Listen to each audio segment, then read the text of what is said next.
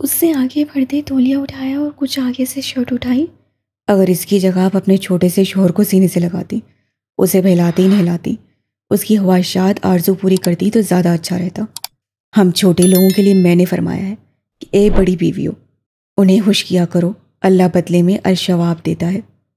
उससे दरवाज़ा नॉक कर देगा। फासले पर मिरर के सामने खड़ी सिमी अपनी धड़कनों को संभालती उसकी अचानक आवाज़ सुनती सटपटा उठी और उसका फरमान सुनकर बामुश्किल हंसी दबाई, वरना दिल कुछ रहा था अब उसका कुछ कर दे। क्या बकवास है, ऐसा कुछ नहीं। उसकी बात समझती शर्म हया से लाल होती बोली, हमारा कोई रिश्ता नहीं, तुमने धोखा किया है जिसका हिसाब तुमसे मेरा भाई लेगा। आप करके देखें, अगर आपको अलसवाब ना मिले तो मुझसे कहना। वो लॉक दरवाज़ा खोलने की कोशिश करता बोला। सिमी की जान हाथों में आ गई। वो भागकर बौखलाई सी दरवाजे से लग गई, जैसे वो अभी अंदर आकर अपनी मनमानियाँ करेगा। सिमी जी। मसलसल खामोशी पाकर उसे शरारत से जज्बात से चूर आवाज़ से पुकारा। सिमी सिमट कर हाथों में चेहरा छुपा गई। उसे अभी भी खुद पर उसकी रेंगती सांसें महसूस हो रही थी, जो उसे गुस्साहियों पर उतरने की कोशिश में उसके चेहरे पर छोड़ी थी। आकर ज़रा कपड़े तो निकाल दें, खाना दें यार, भूखा मारेगी क्या? प्यासा तो पहले ही रखा हुआ है। वो दरवाजे से पीठ लगाए गंभीर आवाज़ से बोला। सिमी का चेहरा खून टपकाता, आंखों में आंसू आ गए उस पागल की बातों पर। पानी पिला दें यार, प्यासा हूँ। पहले जब आता था फौरन से पानी का गिलास सजा मिलता था, खूबसूरत हाथों में खनकती चूड़ियों में कि सारी थकन दूर हो जाती थी।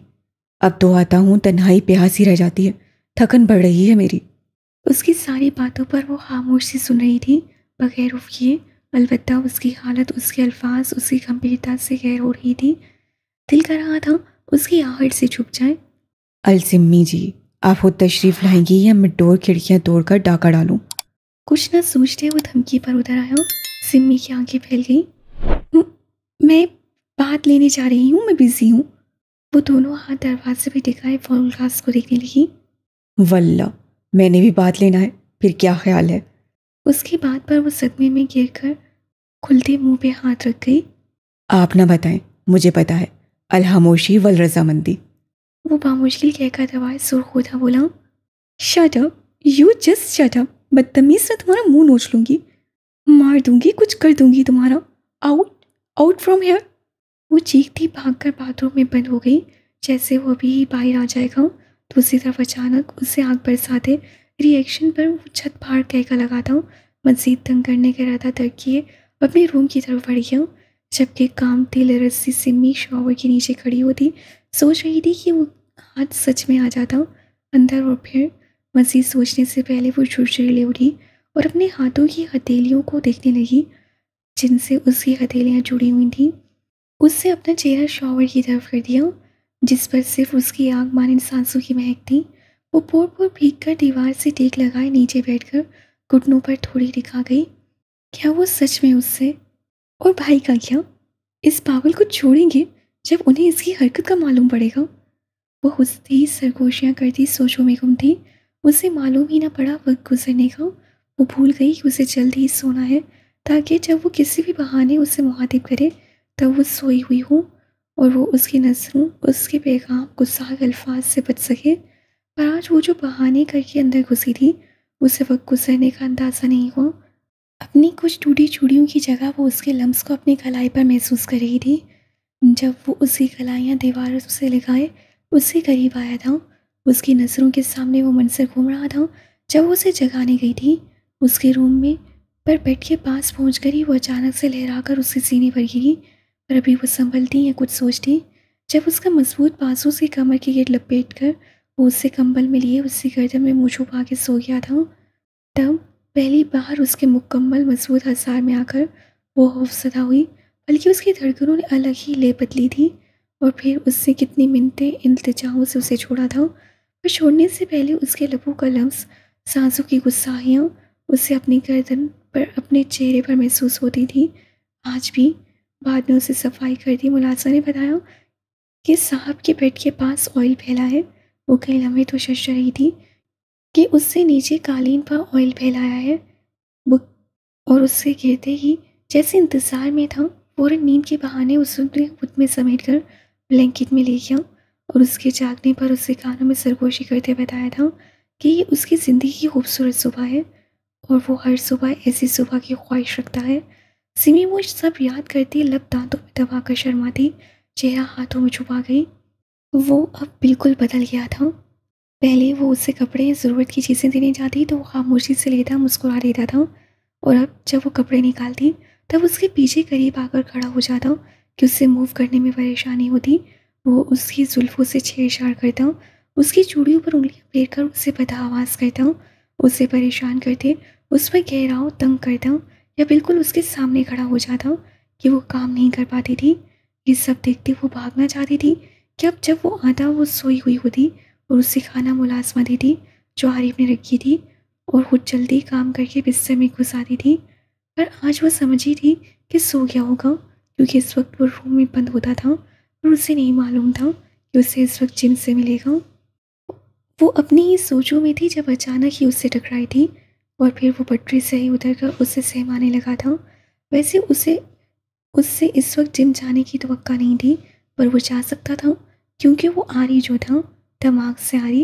वो सोचकर हंस पड़ी, किसी ख्वाब की सूरत किसी रोज़, पर एक कारवाने वक्त में मिलेंगे, जहाँ फुर्सतों की नई हकायत तेरे साथ के सफ़ों में दर्ज करेंगे। वो जो चाहते मेरे नाम हैं, वो जो हसरतों के दिए से हैं, वो ही बेबसी की उदासियाँ, वो सिमट कर किसी दामने शाम में, किसी दूरे नगर ये नाम करेंगे। फिर तलखियाँ ये ज़माने की, यूं ही बैठे बैठे भूल कर, तेरे पहलू में ही ठहर कर कोई बात अनोखी सी करेंगे। फिर एक मोहब्बत कर लेंगे, फिर तेरे जिक्र पे मुस्कुरा देंगे। आमना तरहीम। वो फ्रेश होकर चेंज किए बाहर आया तो उसे देखते ही मुलाजमा ने सलाम करते खाना टेबल पर लगाया। तुम्हारी मैडम ने खाना खा लिया? सरसरी सी नज़र टेबल पर डालते उससे पूछा। नहीं सर, पहले तो खा ली थी, आपसे पहले आज नहीं खाया। मुलाजमा मोतिब कहती टेबल पर खाना सजाने लगी थी। आरिफ के मुंह की तरफ बढ़ता हुआ ग्लास वहीं रुक गया। ओह, वो मानी हेजी से मुस्कुराया कि आखिर चोर पकड़ा ही गया। चले मैं उन्हें लेकर आता हूँ जब तक आप खाना लगाएं। वो कहता उठा और तेजी से सीढ़ियाँ चढ़ते उसने कदमों का रुख आलम के रूम की तरफ किया, क्योंकि सिमी के रूम की एक्स्ट्रा कीज वहीं होती थी। उससे सरसरी नजर सारे रूम पर डाली, दिल में जैसे उदासी सी उतर आई, जैसे खाली सा हो गया। शुक्र आप आ गए हैं। वो ग्लास वार्डरोब में लटके हुए आलम की सूट देखता उन पर हाथ दिखाकर बोला। वो आज काफ़ी लेट आया था, क्योंकि सारी गैंग बाहर मुल्क के अचानक रफ़ीद बलोच की यूं मौत से हरासा थे, और सब बुकलाए हुए थे कि ये तो 20 का काम हो सकता है, वरना कोई ऐसे उसे सिक्योरिटी से निकाल कर क्यों मार सकता है। सारे लोग खौफजदा थे। अचानक से वहशत यूँ छाई थी कि पुलिस मीडिया में हलचल मच गई थी कि साल बाद फिर से इस तरह हो रहा था। फिर से अचानक यूँ 20 का अंदाज जाहिर हुआ था कि सबकी सीटी गुम हो गई थी, और इस सब को हैंडल करते वो आजकल मीटिंग से काफ़ी लेट हो गया था। उसे अंदाज़ा हो रहा था कि 20 के सिवा उसके गैंग, उसकी सल्तनत को कोई नहीं संभाल सकता, क्योंकि उससे काफ़ी गैंग टूट रहे थे। जो 20 की मौजूदगी में सहमे से रहते थे, अब वो टूट कर बिखर रहे थे, और अब यूँ रफ़ीद की मौत का सुनते सब पर सकता था। सब उससे कांटेक्ट करना चाहते थे, पर उसने सारों को 20 के लिए छोड़ दिया था, और वो सब वहशत ज़दा थे कि इस खुददारी का जब 20 को मालूम पड़ेगा, वो ज़रूर उसकी जान ले लेगा, उनके गैंग को मिटा देगा, क्योंकि उससे गद्दारी बेईमानी से सख्त नफरत थी, और उन्होंने ऐसा किया था। पर अब वो गज़ल को मिन्नतें कर रहे थे वापस शामिल करने के लिए गैंग लिस्ट में, पर वो मान नहीं रहा था, और वो ज़्यादा तंग भी नहीं कर सकते थे उससे, क्योंकि वो जानते थे उससे गुस्सा आ गया तो अंडरवर्ल्ड से उनका पाप खत्म हो जाएगा। उन्हें लगता था अब वो ख़त्म है, इसलिए दूसरे गैंग को मिन्नतें कर रहे थे कि 20 को समझाया जाए। वो भूल गए थे 20 है और रहेगा। उनसे गुस्सा ही हो गई, वो बेईमान बन गए, पर अब वो ऐसा नहीं करेंगे। सबका यही जवाब था कि उसका फैसला 20 करेगा, क्योंकि उसने आज तक किसी की सिफारिश नहीं सुनी, बल्कि कभी किसी में हिम्मत नहीं हुई उसके सामने सिफारिश करने की। अब बस उन्हें 20 के बेटे शहजादे के आने का इंतज़ार था, जो सबके लिए सरप्राइज़ था कि 20 का शहजादा है, और वो जब अपनी पूरी फैमिली के साथ पाक आएगा तो अंडरवर्ल्ड शॉक होगा, जो किंग वाले किस्से से वाकफियत रखती थी, क्योंकि उन्हें लगता था किंग मरा तो साथ अपना बीस्ट ले गया, पर वो भूल गए जब तक बुराई है तब तक सही है। आरिफ ये भी जानता था कि बीस्ट का बेटा शहजादा ये एक मजाक था, क्योंकि उसे उम्मीद थी कि वो अपने बाप पर जाएगा और बहन माँ के लिए ज़रूर शहजादा होगा, पर वह हकीकत शहजादा नहीं होगा। और उसे ये भी मालूम था साहिर की मौजूदगी में वो अपनी पहचान आप बनाएगा, और उस दिन का किसी को हो या ना हो, पर गज़ल को बेचैनी से इंतज़ार था कि एक बीस का बेटा क्या रूप लेता है। वो वसी सफ़ेद रुई से नरम बेड के ऊपर लगी दीवार की हुरुलैन की तस्वीर को देखने लगा। सईद की मौजूदगी में एक गुस्साखी हरगिज़ नहीं कर सकता था।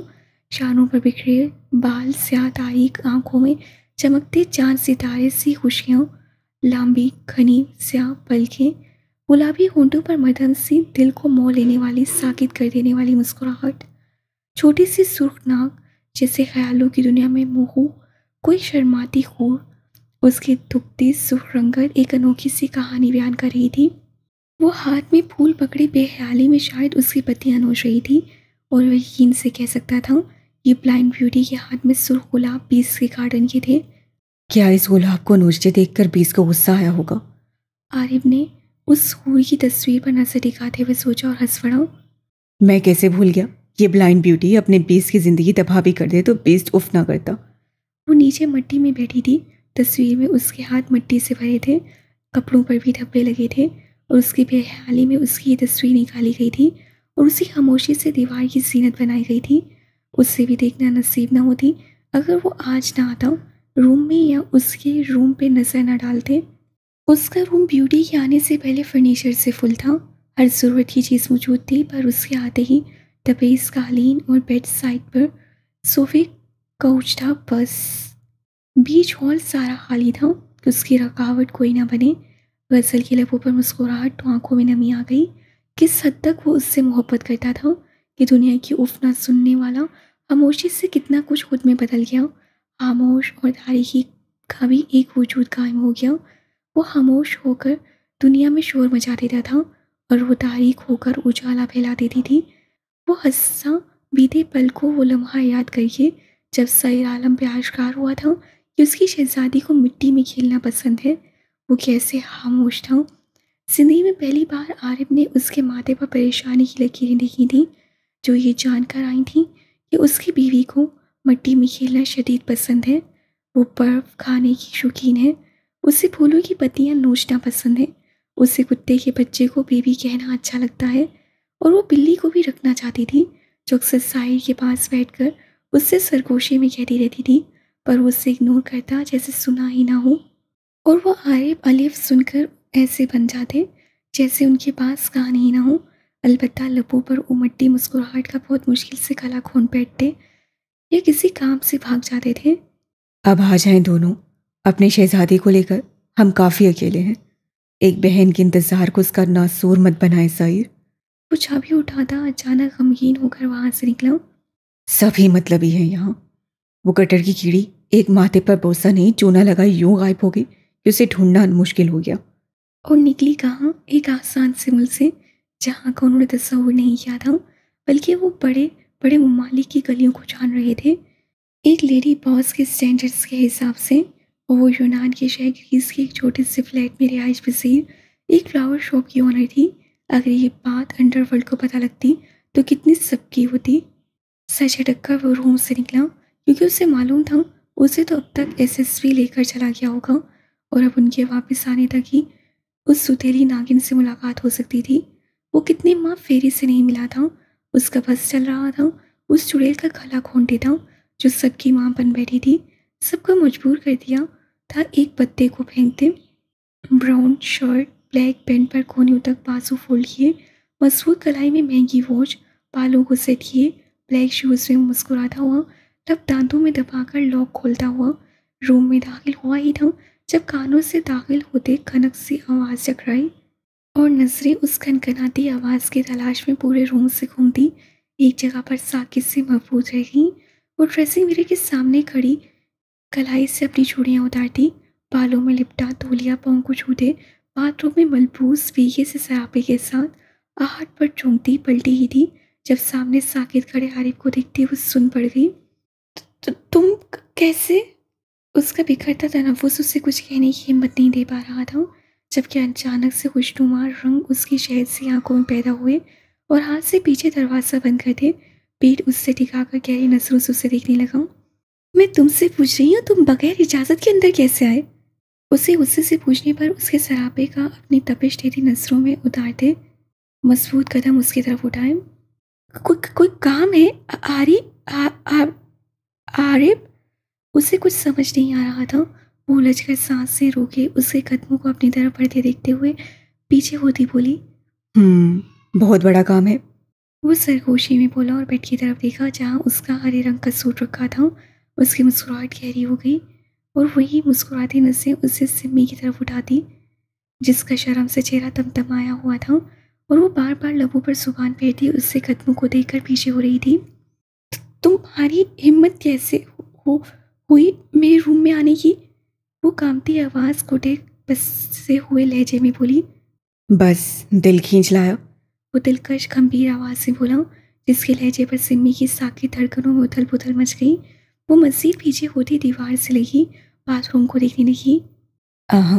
वहाँ मत जाना, मेरा मूड काफ़ी ख़राब है, कुछ भी हो सकता है, फिर मुझसे शिकायत मत करना। वो चलता उसके सामने रुका। सिमी अपने हुलिये की वजह से सिमट सी गई थी खुद में। वहीं आरिफ की नज़रें उसकी भीगी गर्दन, चिपकी स्याह बालों की लटे तो कहीं उन बेखुद करने वाली बूंदों को देखने लगा। वैसे तो रोज़ पूछता हूँ सिम्मी जी ने खाना खाया, पर आज तो कयामत ही हो गई। मैंने मुलाजमा से पूछा, मेरी मासूम कुछ ज़्यादा ही बातूनी बड़ी बीवी ने खाना खाया? तब जवाब मिला कि पहले तो रोज़ खा लेती थी, आपसे पहले मैडम, पर आज नहीं खाया। और ये सुनकर मेरी हार्ट बीट मिस हुई कि मेरी सिम्मी जी आज मेरे साथ खाना चाहती हैं, क्यों ना उन्हें ले आए। फिर इस सोच पर लब्बैक कहते 1 मिनट लिए बगैर उठा ली साले साहब के रूम से चाबी और यहाँ पहुँचा तो मरते मरते मर गया हूँ। वो उंगली से चिपकी लट को गर्दन से दूर करते वहीं ठहरी पानी की बूंद को छूने लगा। मैं खाना खा चुकी हूँ, वो भराई आवाज़ से बोलती उसके लम्स पर खुद में सिमट गई। मैं भी। उसकी उंगली सरकी जब गुस्से से झटक कर सिम्मी ने हटाई। जाओ यहाँ से, आती हूँ, उसकी जसारत पर गुस्से से बोलती वहाँ से निकलने के लिए आगे बढ़ी ही थी जब वो तनकर दीवार की तरफ उसके सामने खड़ा हुआ, जिससे सिम्मी का सर सीधा उसके सीने से टकराया। आरिफ के नतनों से एक भीगा महकता झोंका टकराया। वो गहरा सांस भरता हुआ दीवार पर दोनों हाथ टिका गया कि वो बिदक कर पीछे हुई। तुम हटो यहाँ से आरिफ, मैं सच में तुम्हें मार पड़वाऊंगी। तुम्हें शर्म नहीं किसी के रूम में बगैर इजाज़त के आने? मैं तुमसे बड़ी। अभी उसका जुमला मुकम्मल नहीं हो पाया था जब आरिफ ने एकदम उसके मुंह पर हथेली टिका दी। तो क्या हुआ? और अगर हैं बड़ी तो मेरी एक बात माने, फिर मैं कभी तंग नहीं करूँगा आपको।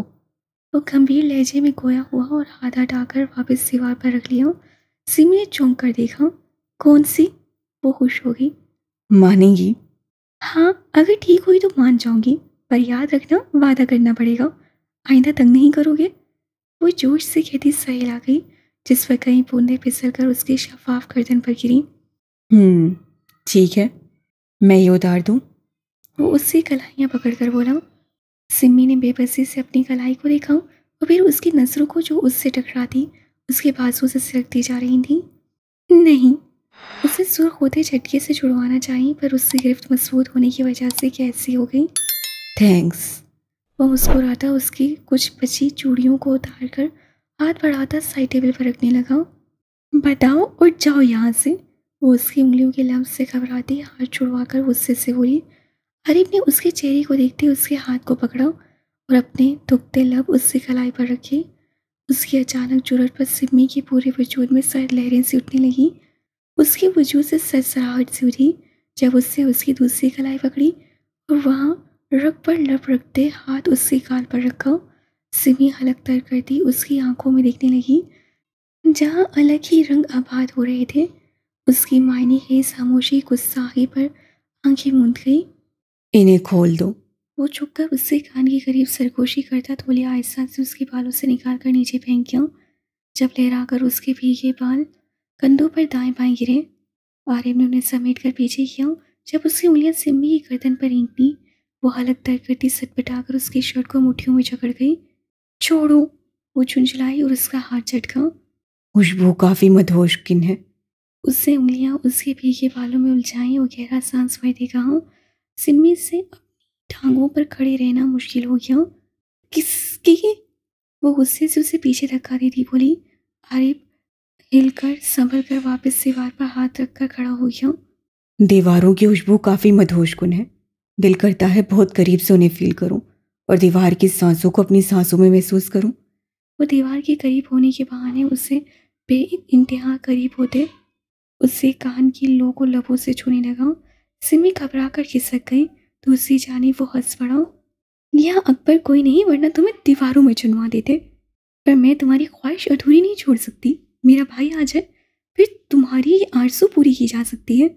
और अब ज़्यादा बकवास न करो, मुझे वो काम बताओ जिससे तुम दफ़ा हो जाओगे।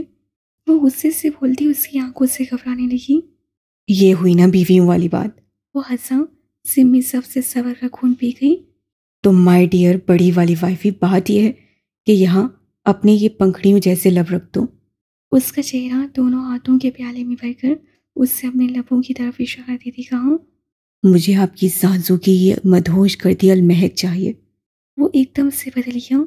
सिमी अभी कुछ समझी भी ना थी जब उसने झटके से बांसु उसकी कमर में डाला और खींचकर सीने से लगाते चेहरा ऊपर किए उसे सेकंड भी दिए बगैर समझने के लिए पूरी शिद्दत से झुक गया। बहक जाऊं? उसके रुखसार पर भरोसा देता उसकी आंखें चूमकर कान के पास सरगोशी करते गर्दन लप रखकर उसे दोनों बाजुओं में जकड़ गया। छोड़ो आरिफ। वो उसके लम्स से पसीना पसीना होती कसमसाई पर उससे पकड़ मजीद मजबूत करके उसे हजार में कैद कर लिया। अभी तो उसकी बेबाकी की गुस्साही से नहीं संभली थी कि उसके तंग हजार उसकी सांस से उखाड़ने लगे। मैंने कुछ पूछा है? झटके से वो उससे बांसुओं में भरकर बैठकी समेत पड़ा, जिसे देखते सिम्मी की आंखें फट गई। ये तुम क्या कर रहे हो? वो अफसदा से फड़फड़ाई जब उसने उसे आराम से बेड पर डाला और वो उसके अतराफ में हाथ रखकर उसके चेहरे पर झुक गया। आरिफ। अब तक बिखरी सांसों से वो उसके शानों को पकड़कर गहरे सांस लेती तड़पी। आरिफ की जान, बाहर चले कहीं। उसकी गर्दन पर बूंद बूंद लबों से समेटता कानों में रस घोलने लगा। उसके भीगे लबों पर उंगली फेरता उसके रुखसार से लाने लगा। नहीं। वो गुस्से से बोलती उसे पीछे गिरने लगी, पर वह हंसा उसे खुद पर गिराए बेड पर लेटकर उसकी कमर में दोनों बाजू बांध लिए। अब बताएं छोटे की बीवी, कोई शिकायत है? वो शरारत से बोला। उसकी सांसों की महक को अपनी सांसों में महसूस करता वो क्या जवाब देती। उसकी बेबाकियों ने उसके अल्फाज से खींच लिए। सारे थककर उसके सीने में मुंह छुपा गई। हाय, मर गया लारी। उसके अदा पर वो निसार होते सदा लगाए। वो झटके से बाजू पर गिराए उसके बाल चेहरे से हटाकर उसे देखने लगा, पर सिम्मी सुर्ख से उसके बाजू में मुंह छुपाए पड़ी थी। सिम्मी। उसका चेहरा ऊपर उठाए उसके मध्यम आवाज में पुकारा। समिया ने लरज से पलके उठाकर उसकी आंखों में देखा, पर वहाँ जज्बात का समंदर देख कुछ इजाज़त मांगते तासुरात देखते हुए फिर से चेहरा उसके बाजू में छुपा गई। इजाज़त है? वो उसकी नाक से नाक मिलाए उसकी सांसों से उलझता हुआ बोला। सिमी ने आंखें खोलकर बेबसी से उसे देखा। तुम मेरे साथ ऐसा कैसे कर सकते हो? वो आंखें मसलती हुई भीगे लहजे में गोया हुई। फिर से करके दिखाऊं? उसके माथे पर भरोसा देते उससे बेबाकी से कहा। सिमी भुखला गई। नहीं। वो खफा होती चेहरा मुड़ गई। आरिफ ने लब भेजकर उसकी गर्दन को देखा। वो उठने लगी जब आरिफ ने वापस गिरा लिया। बाहर चलें? वो उसका चेहरा अपनी तरफ करता उसकी आंखों में आंसू देखकर मोहब्बत से खोया हुआ। मुझे कहीं नहीं जाना। वो उसका हाथ झटक कर बोली। तुम अपनी काफ़ी हदें क्रॉस कर चुके हो, मैं तुम्हें छोड़ूंगी नहीं। वो सिसकी। अरे मेरी अलसिम्मी जी, तो मैंने कब कहा मुझे छोड़ दें? मैं तो आपकी बाहों में छुपकर लव स्टोरी वाली लोरी सुनना चाहता हूँ। आपके नक्श नक्श को छूकर छेड़छाड़ करना चाहता हूँ। मोहब्बत भरी सरगोशियाँ करके आपको अपनी बाहों में बेबस करना चाहता हूँ। वो उसके आंसू लबों से चुनता हुआ उसके भीगे बालों में चेहरा छुपा गया।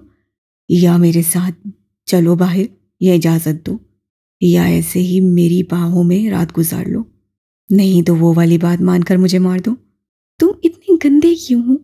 सुर्ख रुकते चेहरे अब तक धड़कनों के साथ वो गुस्से से फुसफुसाए क्यों? क्योंकि आप हलतमीज़ वाली हैं। वो दांत दिखाकर मुस्कुराया। एनीवे, रफा दफा करें, सिर्फ मेरे मतलब की बात बताएं। अगर मैं सबसे इनकार कर दूं तो? वो चबा कर बोली। मुझे उम्मीद है आप समझदार बड़ी बीवी ऐसी गलती नहीं करेंगी। अगर आप बड़े लोग ऐसी गलती करेंगे तो हम छोटे लोग गलिस्तान में रिहाइश करेंगे।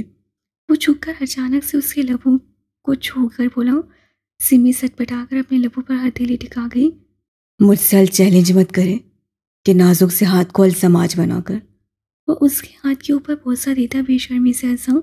सिमी बौखलाई से उसके ऊपर दूसरा हाथ रख गई और उस वक्त वो आरिफ को इतनी मासूम लगी, दिल किया सीने में छुपा दे। मेरी मासूम सी अलकिशी किस फिर भी वहीं जाकर लगेगी, वो कहता उसके दूसरे हाथ के ऊपर लफ रख गया। तो फिर क्या जवाब है? इजाजत, मोहब्बत, साथ। इजाजत में क्या है? वो उसकी आंखों में देखती बेबसी से बोली। मैं बहक जाऊं? वो सरगोशी में बोला। सिमी ने फौरन खौफसदा होते नफी की। मोहब्बत?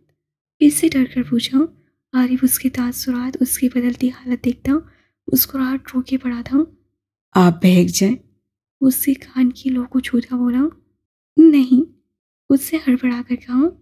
साथ ये आखिरी था अपनी जान बचाने का। हालांकि वो पहले से ही बात नहीं आ रहा था। उसके पोर पोर पर अपना लम्स छोड़ता उसकी सांसें रोक रहा था। साथ दोनों बहक जाएं। उसकी कलाइयाँ पकड़कर बेड से लगाता हुआ उसकी गर्दन पर झुका। सिमी की जान उसके हाथों में आ गई। मैं डिनर पर चल रही हूँ, बाहर कहीं। वो उसके हंसान में मचल उठी। आरिफ ने सर उठाकर उसकी मूंदी आंखें गहरे गहरे सांस भरते वजूद को देखा। पक्का? उसके पूछने पर सिमी ने फौरन सर हिलाया। तो पक्का पक्का। हाय, रो सदके, मेरा दिल सदके, मेरी बहन सदके, उसका शोहर सदके, कमीना दांत सदके। उसकी दोनों कालों को चूमता हुआ दूसरी तरफ गिरकर चित लेटता केका लगा उठा। उसके पीछे होते ही सिमी फोकलाकर उसकी बकवास पर तवज्जो दिए बगैर वहां से कपड़े समेट कर उठी। अभी उसने एक कदम भी नहीं उठाया था कि एकदम उसकी कलाई में मजबूत गिरफ्त आई। सिमी चौंक सी गई। कहाँ? एकदम ही कलाई को झटका देकर खींचा कि वो लहराती आंख करती सीधा उसके ऊपर गिरी। आरी! उसकी खौफ से चीख निकलती रह गई। जानो लारी, साथ चुन लो, बाद में शिकायत शिकवा करेंगे ना। आप कहना सब तुम्हारी वजह से हुआ, मैं कहूँगा आपकी वजह से हुआ। ना आप मेरे सामने ऐसे आती, ना वो सब कुछ होता।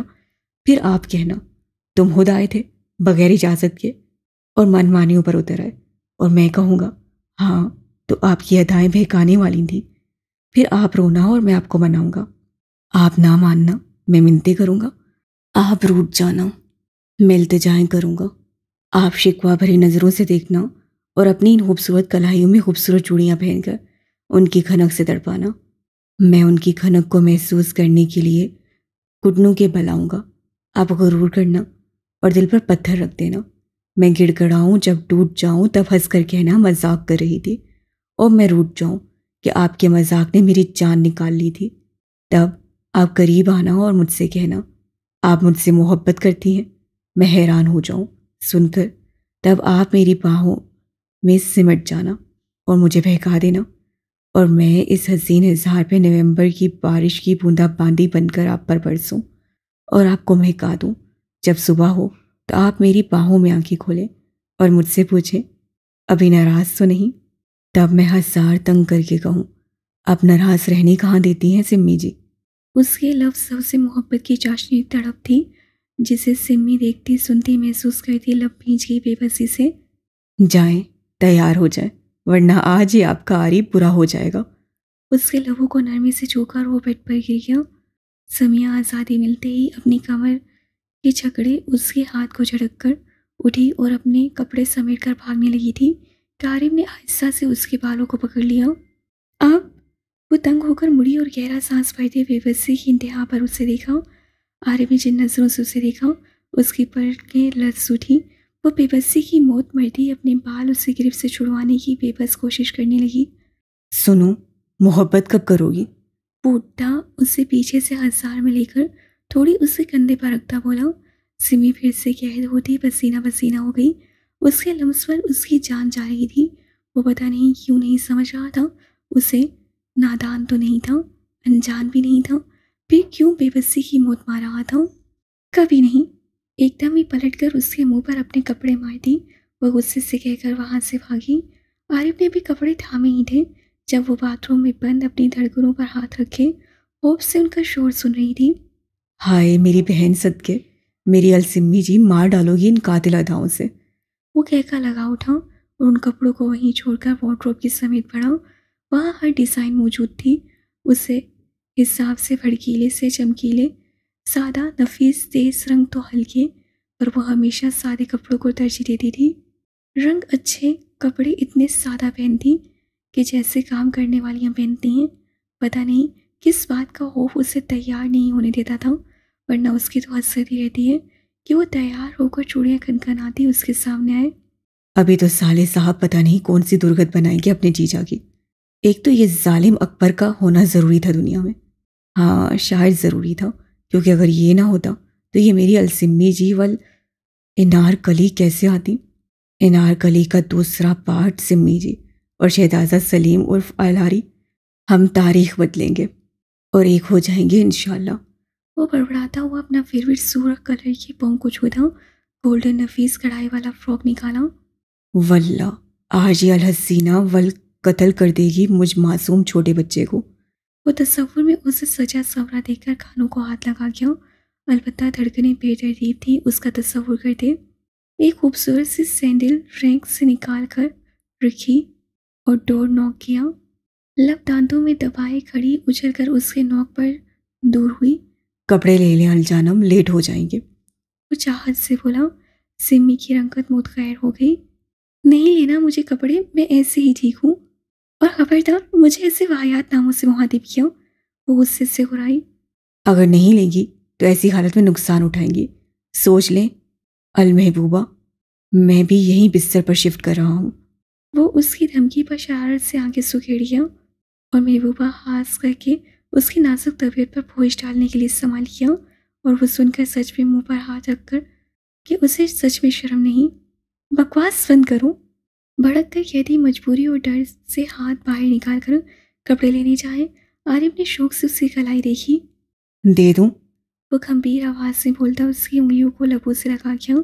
उसके दुखते लबों के लम्स पर, हाथों की गरमाश पर सिम्मी ने खौफसदा होते अपने दिल पर दूसरा हाथ रखा। आरी तंग मत करो वरना मैं नहीं चलूंगी, वो झुंझलाई। गुड, मैं भी यही चाहता हूँ, ना चले। देख ले भीगी भीगी बूंदें बरस रही हैं या खवा के झोंके हैं। दिल की हालत गैर है। घर में एक मैं हूँ और एक आप। वो खुमार आलूदा आवाज़ से बोलता, उसकी उंगलियों के पौर सहलाता, उसकी सांसें खुश गई। मैं चल रही हूँ, कपड़े दो, वो डरते हुए बोली। आरिफ ने गहरा सांस भरते खामोशी से उसके हाथों में कपड़े थमा दिए। बहुत ही कोई जालिम हो, एक नन्हे से शोहर को खुश नहीं रख सकती। उसे अफसोस हुआ और खुद को नन्हा तस्वुर करते हंसी भी। आता हूँ, जब तक आप तैयार रहिएगा, वो कहता वहां से निकला, पर पहले टेबल पर उसकी सुर्ख कांच की चूड़ियाँ बॉक्स से निकाल कर रखना नहीं भूला। कपड़े मिलते ही सिम्मी ने शुक्र अदा करते ही दरवाज़ा लॉक किया और उसकी बातों पर अपनी गैर होती हालत को देखती सर दीवार से टिकाकर खड़ी हो गई। उसकी आंखों के पीछे वो चंद मिनट पहले के लम्हात गुजरे जिसमें वो आरिफ के सीने में मुंह छुपाए उसके हजार में पड़ी थी। उससे अपनी गर्द, उसका तंग हजार दुखती सांसें, जानलेवा लम्स महसूस हो रहा था कि सोचते महसूस करते उसका ख्याल आते उसकी वजूद में सर्द लहरें उठी। उसे समझ नहीं आ रहा था वो किस मुँह से अपने भाई के सामने आएगी और ये किस तरह बचेगा उसके भाई से। सोच सोच कर परेशानी से दिमाग फट रहा था और उस इंसान को कोई फिक्र ही नहीं थी। ऐसे बिहेव कर रहा था जैसे कुछ किया ही ना हो। आलम की बहन से उसकी गैर मौजूदगी में ज़बरदस्ती निकाह करके वो खुद को पता नहीं क्या समझ रहा था। मुख्तलिफ सोचों में वो सर झटकती हुई बाहर आई और आईने के सामने खड़ी होती अपने बाल ब्रश करती उन्हें समझाने लगी थी कि वहाँ रखी लिपस्टिक, इयररिंग्स, चूड़ियाँ उसे दिमाग हिला गया। ये चाहता क्या है मुझसे? अल्लाह जी, कहाँ फंस गई हूँ मैं? उसकी हालत रोने वाली हो गई और गुस्से से बालों की चोटी बनाए चूड़ियाँ पहनने लगी। जानती थी अगर ऐसा नहीं किया तो फंसेगी। फिर से उस बंदे का भरोसा नहीं था, कुछ भी कर गुजरे। वो तैयार हुई चूड़ियाँ पहनकर और लब भींच कर उससे जाने की सुरों में बहकर आंखों में काजल की स्याह लहरें डालनी। इसमें भी आरिफ का सामना करने का सोचकर उसके दिमाग की सोचें बिखर गईं और वो कुछ लम्हे तो खामोश पड़ गई कि क्या वो जो कर रही है सही कर रही है। वो एक गैर मर्द की मौजूदगी में खुद को यूँ संवार कर चलेगी तो ठीक रहेगा क्या?